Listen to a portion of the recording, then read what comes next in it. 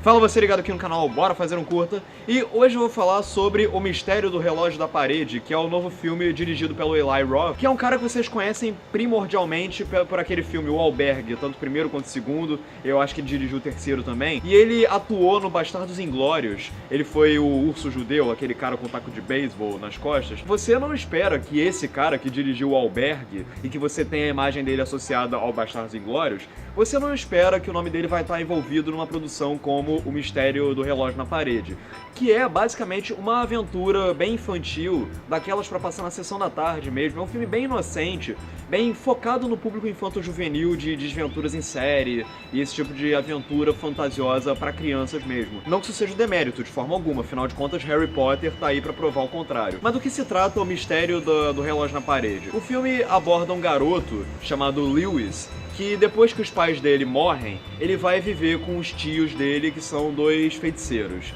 E esses dois feiticeiros, eles são o Jack Black e a Cate Blanchett, e eles moram numa casa que parece mal assombrada. Só de você ouvir a sinopse do filme, você já consegue estabelecer algumas semelhanças com outras obras, como por exemplo, Garoto Órfão, você conhece um monte de outras obras, Homem-Aranha, Harry Potter e Batman e um monte de outras.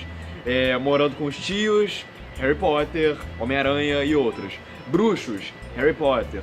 O moleque vai aprender a se tornar um pequeno feiticeiro, tendo aulas de feitiçaria e essas coisas, com feitiços pra aprender a levitar e essas coisas. Harry Potter também, de novo.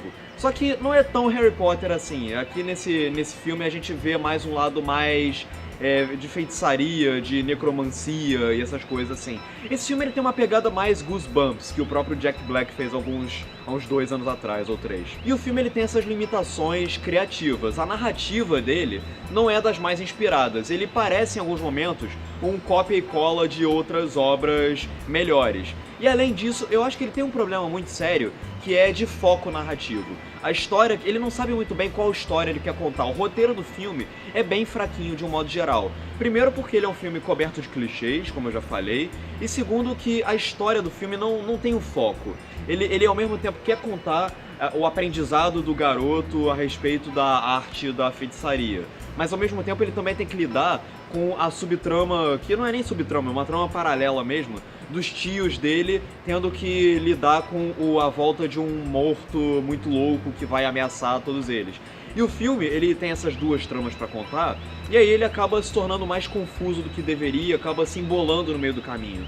Então ele, do ponto de vista de narrativa, ele tem alguns problemas, é claro. Agora, o filme ele se sustenta basicamente por conta do universo que ele cria, que é um universo interessante, por mais que não seja dos mais criativos, é um universo simpático. E quando o filme acabou, eu fiquei pensando, poxa, eu gostaria de estar passando mais tempo ainda nesse universo. E eu acho que quando o filme ele desperta esse sentimento, é um bom sinal. Você querer passar mais tempo conhecendo aqueles personagens, conhecendo a mitologia deles. O design de produção do filme é um design de produção importante, porque ele consegue sustentar bem a mística desse universo através, por exemplo, de móveis que falam e têm bocas, e através, por exemplo, de figuras nas paredes, que são meio que vitrais, mas esses vitrais eles se mexem. Por exemplo, tem um cowboy prestes a laçar o garoto, e esse cowboy ele é desenhado na parede. Os feitiços que eles criam, tem umas criaturas feitas através de grama recortada, que me lembraram até o Edward Mãos de Tesoura.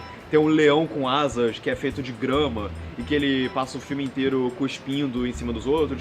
Enfim, é um design de produção criativo. E ele é um filme bonito de ver. Ele é um filme que cria um contraste interessante entre roxo e as outras cores, entre vermelho. Você vê alguns feitiços, os feitiços mais malignos são vermelhos e os feitiços um pouco mais benignos são os roxos.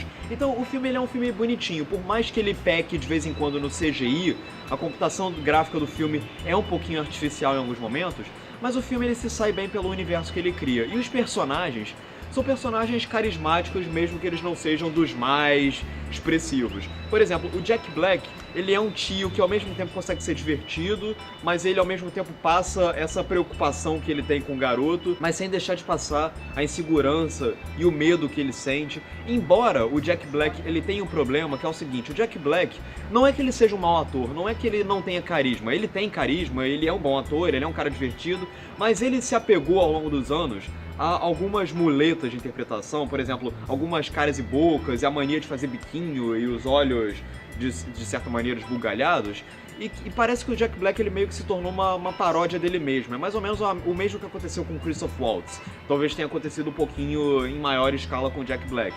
Mas ele é uma boa presença em cena de qualquer forma. A Cate Blanchett, nesse filme, ela tá numa vibe meio Thor Ragnarok, ou seja, ela tá nesse filme mais pra relaxar dos outros projetos que ela fez. Ela em outros filmes, ela tá numa vibe mais de se expressar mais intensamente como atriz, e esse filme ela fez mais pra relaxar mesmo.